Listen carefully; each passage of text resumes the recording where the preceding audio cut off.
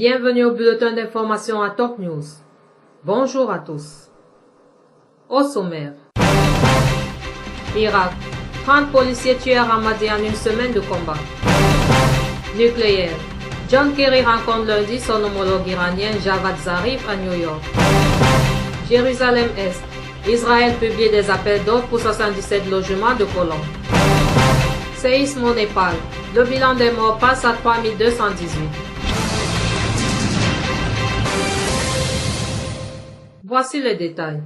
Une source militaire a déclaré à l'agence officielle SANA que des dizaines de terroristes kamikazes de nationalité tchétchène ont été tués à l'entrée sud de la ville de Jir al-Jouhour. La source a indiqué qu'une unité de l'armée syrienne mène de violents combats alentour de la briqueterie dans la banlieue d'Idlib, causant plusieurs morts et blessés parmi les terroristes. D'autre part, selon la même source, les forces armées ont détruit 3 repères terroristes du front al-Nosra dans le village de Doha, dans la banlieue de Konetra. 30 policiers irakiens ont été tués au cours des combats ayant opposé ces derniers jours les forces gouvernementales et le groupe État islamique autour de Ramadi, dans la province disputée d'Al-Anbar, a indiqué lundi un haut responsable. Ramadi a été le témoin de violents combats la semaine passée qui ont fait 30 morts et 100 blessés parmi les policiers, a déclaré le général Kadim Al-Fadawi, responsable de la police d'Al-Anbar, la province dont la ville est le chef-lieu. Une grande partie de Ramadi, située à une centaine de kilomètres à l'ouest de Bagdad, reste aux mains de l'État islamique qui contrôle totalement la ville de Fallujah, non loin de là. Les djihadistes cherchent à y renforcer leur emprise tandis que les forces gouvernementales ont fait de la reconquête d'Al-Anbar leur priorité après la reprise de la ville de Tikrit au nord de Bagdad à la fin mars. Le secrétaire d'État américain John Kerry rencontrera lundi son homologue iranien Mohammad Javad Zarif à New York pour la première fois depuis la conclusion d'un accord de principe sur les grandes lignes du programme nucléaire iranien, a indiqué un haut responsable du département d'État dimanche.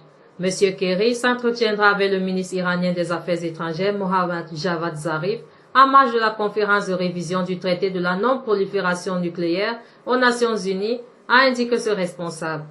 Il s'agira de la première rencontre entre les deux chefs de la diplomatie depuis la conclusion de l'accord le 2 avril à Lausanne en Suisse, définissant les grandes lignes pour l'accord final sur le programme nucléaire iranien controversé, en discussion depuis une décennie. Israël a lancé lundi des appels d'offres pour la construction de 77 nouveaux logements de colons à Jérusalem-Est, partie palestinienne de la ville annexée et occupée par Israël, a annoncé l'organisation israélienne La Paix Maintenant.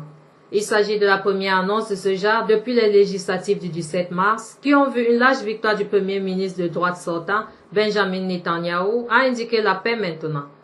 Au cours de sa campagne, M. Netanyahou avait enterré l'idée d'un État palestinien s'il l'emportait et a affirmé sa détermination à poursuivre la colonisation, y compris à Jérusalem-Est.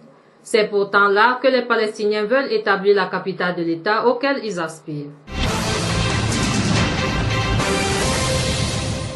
Le séisme dévastateur qui a frappé le Népal samedi a fait 3218 morts dans ce pays, selon un nouveau bilan communiqué lundi par un responsable népalais. Le bilan des morts s'élève à 3218 et plus de 6500 personnes sont blessées, a déclaré Rameshwar Dankal, chef du service de gestion des catastrophes au ministère de l'Intérieur. Environ 90 personnes ont trouvé la mort dans les pays voisins comme en Chine et en Inde. Autre titre.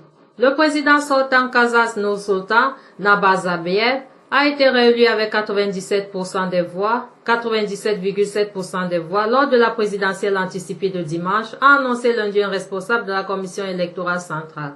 La participation a atteint le chiffre record de 95,22% et les deux autres candidats n'ont obtenu au total que moins de 3% des voix selon la commission électorale centrale. La présidente sud-coréenne Park Geun-hye a accepté lundi la démission de son premier ministre, mis en cause dans une enquête pour corruption, comme plusieurs autres membres de son entourage. La présidente en voyage en Amérique latine, lorsque Lee Wan-kun a proposé de quitter le pouvoir, a donné son aval quelques heures après son retour en Corée du Sud, selon ses services. Cette affaire a débuté avec le suicide d'un puissant homme d'affaires qui, avant de mourir, a affirmé qu'il avait donné des fonds au Premier ministre ainsi qu'à 2 autres proches de la présidente. Enfin, le guide suprême de la révolution islamique, l'ayatollah Ali Khamenei, a affirmé que les Noirs aux États-Unis sont soumis à l'injustice, à la négligence et à l'humiliation, qualifiant le comportement de la police américaine avec les Afro-Américains d'injuste et de tyrannique. S'exprimant lors d'une audience accordée aux commandants et aux responsables des forces de l'ordre iraniennes, Khamenei a souligné que l'autorité et la force de la police est indispensable pour l'instauration de la sécurité, mais cette autorité doit être fondée sur la justice, la miséricorde et la pitié afin d'être efficace. Il a ajouté que les forces de l'ordre doivent se préparer à empêcher l'insécurité à tous les niveaux. Nous ne cherchons pas, ni nous n'aspirons à promouvoir une police telle qu'elle est présentée dans les productions hollywoodiennes. Une telle force est non seulement incapable d'assurer la sécurité, mais elle porte le risque de provoquer l'insécurité. Le comportement des policiers américains envers les Afro-Américains est un exemple de la force cruelle.